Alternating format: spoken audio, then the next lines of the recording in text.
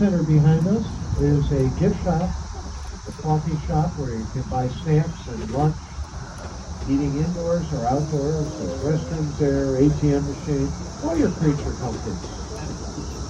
Now the garden's been here since 1965 when Cook County Forest Preserves, who owns all this land, gave the Chicago Horticultural Society 285 acres of the property here.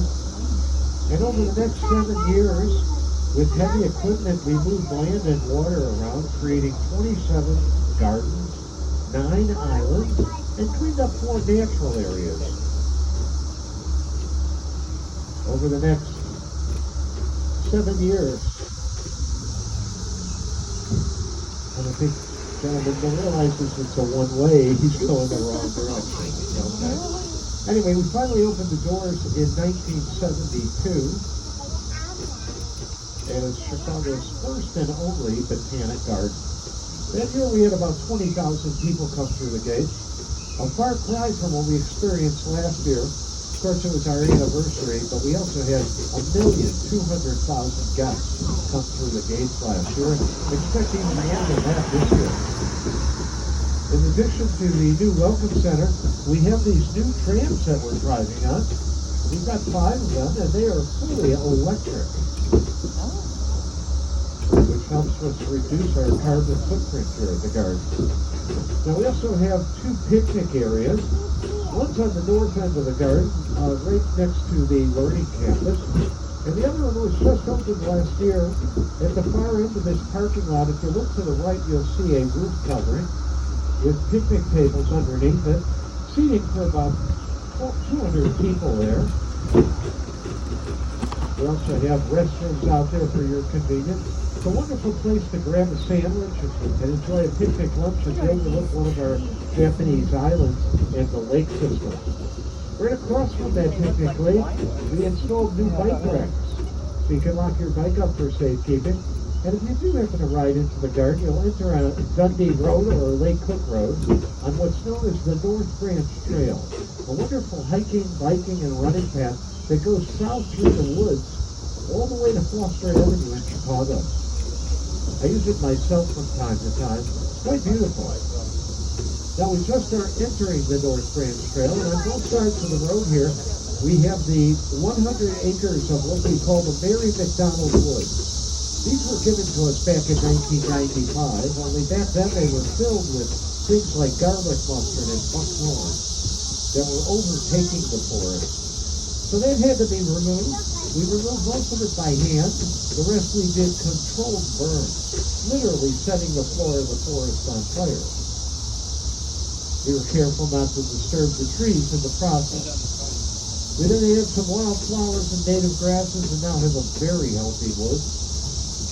We even had the colleges study the woods and discovered over 600 species of moths make it their home. At night we have flying squirrels in the forest. No kidding. Now look off to the right, you'll see what we call Sanchoin. It's one of the jewels of the garden. Sanchoin is the garden of 3 Japanese islands. You notice the first one has no sidewalks for people. It's called the Island of Everlasting Happiness, where the souls of the immortal roam.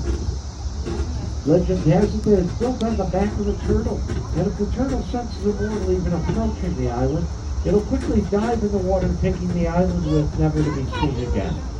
So much for legend. Now what I like about that island are the Scots pine trees and how they're pruned. It's an old Japanese method known as cloud tops, or candling. The horticulturists prune one needle at a time, making the trees appear to be older than they really are, as the Japanese have a real respect for age, and so do we here at the garden. Those large boulders on the shoreline, they represent the bones of the earth. And by the way, if you're wondering about the canoes in the water, this is a really exceptional thing. Once or twice a summer, we allow canoes that we rent up at the north end of the garden. So if you're interested in that, check that out and get off the tram. Now look across the water here between the 2 islands and you'll see our waterfall rock garden that goes up about 45 feet to the top of the hill. Beautiful views from up there. Look through the trees here, you'll see our second Japanese island. It's called Cebuto, or the Island of Pure Clear Breezes. There you'll find a couple of arbor houses that you're welcome to sit back and relax under, as well as a dry garden that's known as the Zen Garden. It's made up of sand and gravel that drape to look like the waves of the ocean. Continue south on the path and you'll cross a little zigzag bridge made of granite. You can see it through the trees here if you look carefully. You zig left and right, staying mindful of your surroundings. Otherwise, you'd walk right into the lake. That bridge will take you to the largest of the Japanese islands, called Kiento, or the Island of Auspicious Clouds. There you'll find an authentic showing house, built long ago by furniture artisans in Japan, without any hardware of any kind. No nails or screws, not even glue or staples. Just wood on wood construction. Now look to the right ahead of us. This is our second native area. That tall tree in the center is a cottonwood, and the rest is a grove of hawthorn trees. Now the road we're driving on, I'm told we built around the trees, as these trees have been here longer than we have, and we wanted to preserve the past. We could have torn the trees down and put it in a new garden, but we, like I said, wanted to preserve the past. I think that's a good thing. Now as we make the curve on this road, if you look off to the right, you'll see on the Island of Auspicious Clouds, you'll see that showing house I was talking about. They were originally built for samurai warriors to go to after battle and regain their strength. Ours too was built by furniture artisans in Japan without any hardware of any kind. It was then taken apart, flown over here, and then reassembled just for your enjoyment. Now coming up on the right side of the road is our Lavin plant evaluation garden. It's filled with hybrids of the future. Plants that you won't find anywhere else in the world, at least for the next 7 to 10 years, but here. Each day our horticulturists come out and check them for what kinds of insects are attracted to them, what kinds of diseases they may be inclined to get, and even how much water is necessary to keep them healthy. Then we post the results of our study on the internet and share it with the world. Now just ahead, coming up on the left, is our Ida Rice Plant Science and Conservation Building. It's also home to the Botanic Research Institute, where we do lots of research on the scientific study of horticulture. In the laboratories on the main floor, you'll see our scientists at work doing things like genetic fingerprinting. If you go up top of the building, you'll find a root garden complete with beehives that pollinate the plants that grow up there, as well as solar panels that help generate some of our electrical needs. And if you go in the basement of the building, you'll find a seed bank where we have millions and millions of seeds of all the native plants that grow naturally in the Midwest here. Now I mentioned that we're going to make 4 stops on the tour. We're about to make the first of those 4 stops.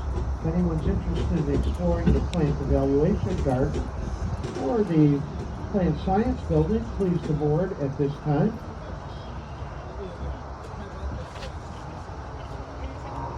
There's only single seats if you want to move forward the train here now. Anybody off? No?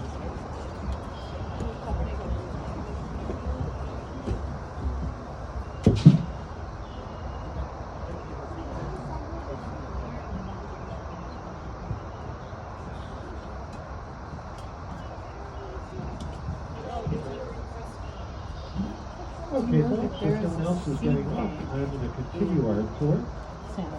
And as I pull away from the building here, I'd like to direct your attention off to the left side of the road. Notice how underneath the building it's elevated off the ground. It's built on pylons, and we do that deliberately because this area is a floodplain. When it rains, these plants here, inside a rainwater blend guard, can sometimes be completely submerged under the water. That's when the building looks like an aircraft carrier floating on water. Funny looking when that happens. Now we just entered what's known as the Chris Cheritoski campus, named after one of our senior vice presidents, as a thank you for his work here. There's 2 things of importance happening here. It's an inspection area for the over 250,000 plants that we bring in each year. Most of them we grow ourselves, but we do rely on outside nursery for about 20% of that number. The second thing of importance is it's our newest garden, the 29th garden, and it's called the Shade Evaluation Garden. There's bald cypress and dawn redwood trees. As they mature, they'll provide the shade that's required here.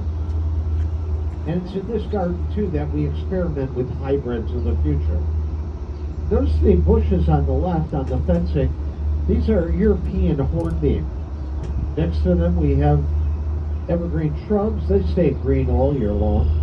We've got lots of ornamental grasses that we're experimenting with, hybrid roses. It's too many plants to try and give you the names of all of them.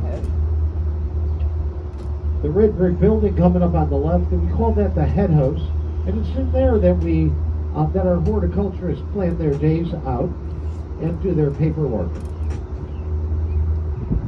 Coming up on the left, we have some black arbors where we planted crabapple branches at the base of them. And by the end of June, those arbors will be completely covered with crabapples, sheltering you from the hot sun. Also off on the left are our state-of-the-art greenhouses. Now these are production greenhouses where we create over 28 different environments for plants to grow from all over this planet. The buildings are completely controlled by computers that open and close the skylights up top and turn on and off the exhaust fans, regulating just the right amount of sunlight that reaches the plants, as well as the temperature and moisture levels that's required. We have so much space here that we devoted 12,000 square feet to our first orchidarium. And that's important as we have an orchid show here in February and March each year. We used to have to fly orchids in from as far away as Hawaii. Doing that in the middle of February, you can imagine the difficulty that was involved in that. So having our own orchidarium is a welcome addition. Now just another reminder, arms and legs inside the tram as I make a sharp right turn onto this very narrow bridge that's just wide enough for the tram and not much else. This bridge is known as the South Weir. And a weir is nothing more than a bridge that separates two different bodies of water. We've got the lake system on the right and the Skokie River on the left, which connects to the Colorado River downstream. Underneath the bridge is a functioning dam, so when we get heavy rain, we hold the water in the lake so as to not overwhelm the river downstream. I'd like to welcome you all to the Dixon Prairie. This is a total recreation of nature. We built this literally from scratch. So we created 7 different kinds of prairies out here. The first one's known as the savanna. Now you'll notice right away there's not many trees in the prairie, and that's intentional because prairies oftentimes catch fire from lightning strikes. That's a common occurrence. The bur oak tree has such thick bark on its trunk that it'll scorch in a fire, but it won't burn. Look straight ahead and across the water there you'll see a marsh island where you'll experience a wet prairie and all the critters that live in and out of the water. Looks like we're going to get some rain here this afternoon. I'd say it's about a half hour off. Now look to the left, we have what's known as a mesic prairie. It's one of the more common prairies out here. Many years ago, 16% of the state of Illinois was mesic prairies. Today we have less than 1% of Illinois that have prairies. And that's kind of sad and important at the same time. Prairies are where the pollinators naturally live.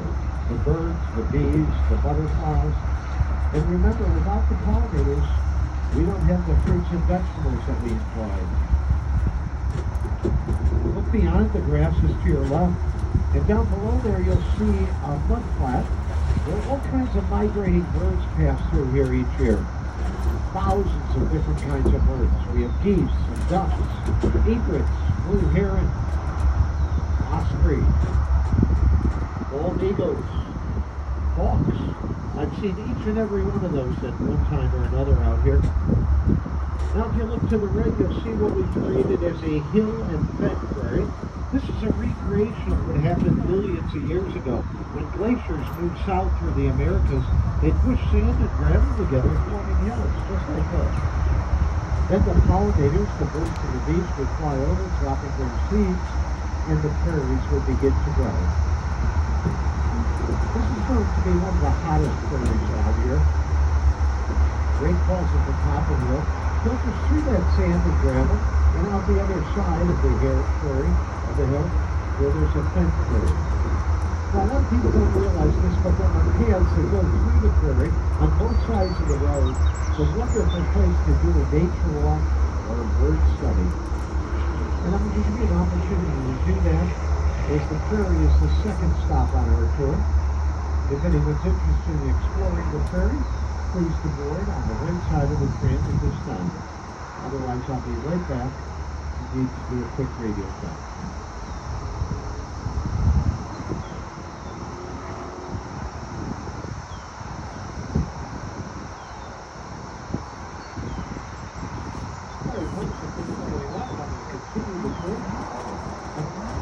Just ahead, coming up on the right side of the road where the land and water come together is a sand prairie. That's a recreation of what you see naturally occurring in the south end of Lake Michigan. As the winds blow down the lake, they press against the marshes on the shore that turn into swales and eventually sand prairies form. Off to the right here, in the south basin of our lake, in the background there is the Trellis Bridge that connects the plant science building we just left over to Evening Island, the only island on the property that's illuminated at night. And would you believe in the water here, we have over 10 different species of fish, frogs, toads, even turtles. And you should see those turtles. They get as much as 10, 12 inches in diameter. Really big. There's snapping turtles in there too. Coming up on the right is what we call Festival Field. And in the background up on the hill of Evening Island, you'll see a bell tower. It's made up, it's also known as the Caroline, and it's made up of 48 bronze bells. They weigh anywhere from 25 pounds to 5,000 pounds. And they're connected to a keyboard, like a piano. And we play the keyboard every hour on the hour, just to let us know what time it is. On Tuesday mornings, we invite carolers to the property, and they play the bells. They put on free music concerts. That's kind of fun. Check out the birdhouses off on the left. These are home to our little purple martins. A little tiny bird that flies south to South America each fall. Are those martins? And we don't know that. That's what he said. Starlight? Did it say martin? He said purple martins. They come back in the spring each year to raise their young and feed on the dragonflies, their favorite food. Now we have over 14,000 trees here, and we've given the signature status to the willow tree, mainly because we have so many of them. They love to dip their roots in the water, so we planted hundreds of them along the shoreline. Check out the two that border our Serpentine Bridge off on the right here. What a beautiful view that is. Looks like a picture postcard, if you ask me. If you have a camera, be a good time to take pictures, because you might get lucky and get the reflection of a tree in the water in your photograph. Even an amateur looks like a professional when he photographs here. Now, as we pass this bridge, if you look beyond the bridge and off to the right, you'll see another bridge called the Arch Bridge. And that's modeled after a larger version of it that's in the Claude Monet Garden outside of Paris in France. Across the water here, on that island, you'll find our sensory garden. And it's in there you'll find you get in touch with all your senses. You'll see the beautiful colors of flowers. You'll hear the birds in the background chirping. And a special emphasis on your sense of smell is you'll smell things like rosemary, thyme, mint, and oregano. They don't just taste and smell good, but they make your foods really tasty. Essential for any serious chef. They're easy to grow in pots along your garden, too. Coming up on the right, we have a grove of purple leaf beech trees. And as we pass them, if you look to the right, closer to the water, you'll see some green leaf peach trees there too. Across the water on the right is the smallest little wooden bridge on the property that'll take you to Spider Island, our smallest island. No, thank you. It gets its name from one of our larger donors. His wife loved nature so much, she wouldn't so much as squash a bug. So as a thank you for their contribution, we named it in her memory, Spider Island. Now look off to the left and you'll see where we redirected the Skokie River. It runs well north past Lakewood Road, way up to the upper part of the state of Illinois. And all the plantings along the river we take care of. There's lots of wildlife that lives along the river here too. Deer, possum, red fox, raccoon. You've even seen mink run up from the road across the road here, up from the river. Now look off to the right across the water here, and you'll see the north end of Spider Island. I told you it was small. If you follow that little gravel path, it'll take you to the end of the island where you'll find a little brick bench where you usually see somebody sitting reading a book or just reflecting on the day. If you're looking for peace and quiet, Spider Island's the place for you. Now we normally go to the right here at the fork in the road, but I can't go to the visitor center today because there's a large wedding party that keeps the tramps away from there. But you could go there on foot. It's 5 minutes from the visitor center, and it's a real hub of activity. You have access to 3 greenhouses there, a tropical, subtropical, and arid greenhouse. You have the Lenhart Library if you want to learn about horticulture. Thousands of books to read there.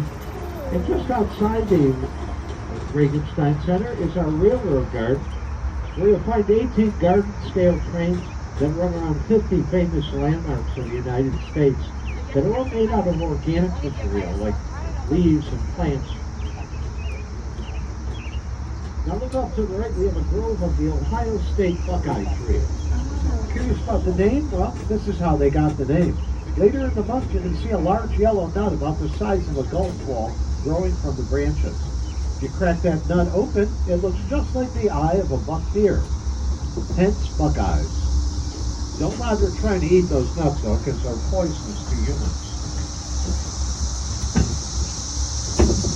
Coming up on the right, look over this grassy hill and down below, you'll see a boardwalk that you can walk over and observe the water lilies and lotus flowers that are growing right out of the water. The water lotus can come as the lotus flower can come as high as 6 feet off the water's edge, whereas the water lilies hug the water. Just north of that area is our fruit and vegetable island. Holds over 700 varieties of fruits, vegetables, seeds, and nuts that are all growing organically. Do they sell Now, if you them look on carefully there? up What on do the they hill do to with the all right, their you'll stuff? see a couple of our beehives where the main pollinators live. Here, or if they bring And in us- the apple orchards that we have there, we have over 36 different varieties of apple trees growing, pear trees, and lots of produce.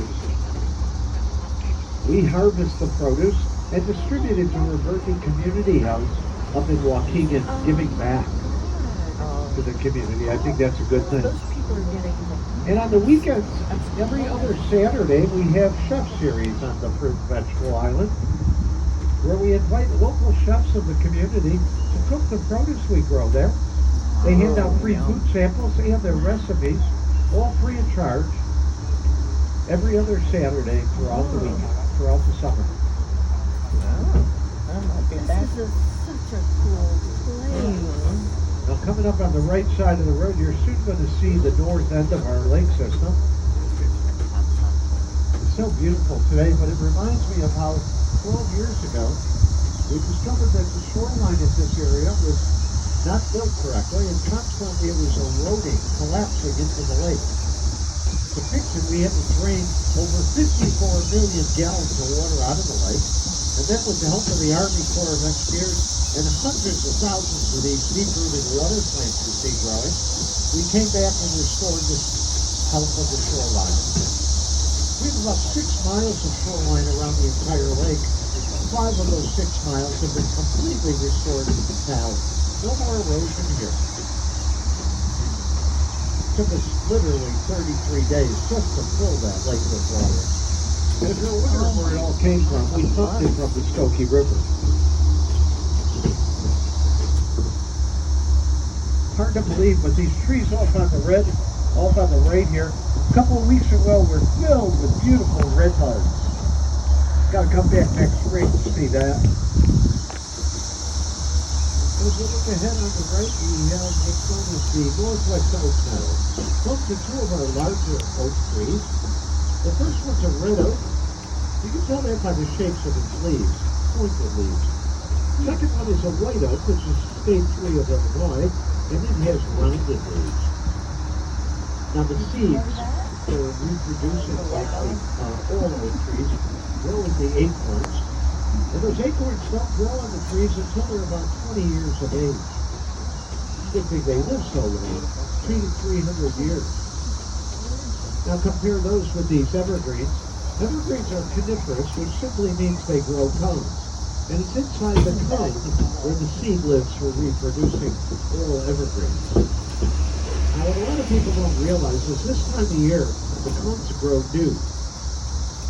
And depending on what species, you might see different colored cones. They come in red, blue, green, even yellow. I used to think the cones were always brown, and that's because, well, in the fall, they all turn brown. But now, if you look carefully, you see a color wheel of cones.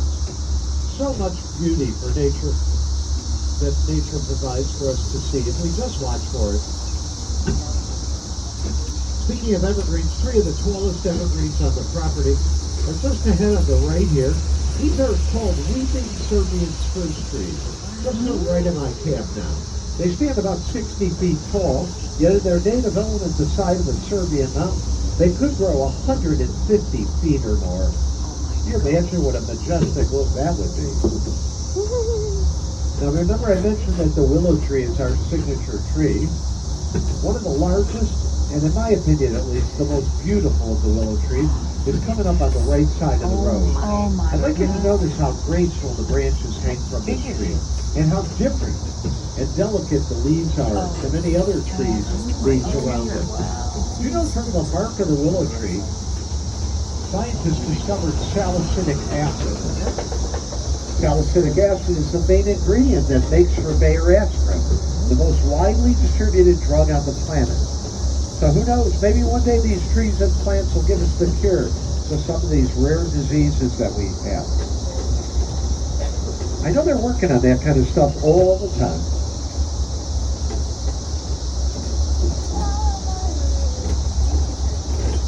Sorry about all the bumps on the road here, folks. Can't help that. Now, as we cross the bridge here, you smell that? to the left, you'll see some trees that you might think are winter birch because they've got white bark on them, but that's not true. These are quaking aspen trees, all the way from Aspen, Colorado. Oh, the quaking aspen. And in about 50 yards ahead on the left, you can see a brown fenced-in structure.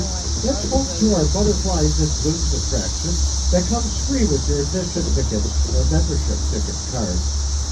It's home to over 600 species of butterflies from all over the world. It's all situated on the Regenstein Learning Campus, where you can take classes in lots of different subjects, like photography, yoga, Tai Chi, even dance and horticulture. You can take in the building here. We also have a preschool and a day camp for young children that runs all summer. And on the other side of butterflies is our grass-covered hills that the kids love to play on. And it's ultimately children's garden. Right now featuring cicada parada. Cicadas that are covered, that are painted of all different colors. And this is the last stop before we get back to the visitor center. Anyone interested in visiting the learning campus or the butterflies, please board at this time. And if you're getting off here and you want to go there, please go to the rear of the tram to cross You over want to to do the butterfly? Let's go get the thing. How far are we? Let's go get the thing, Kathleen. No, yeah.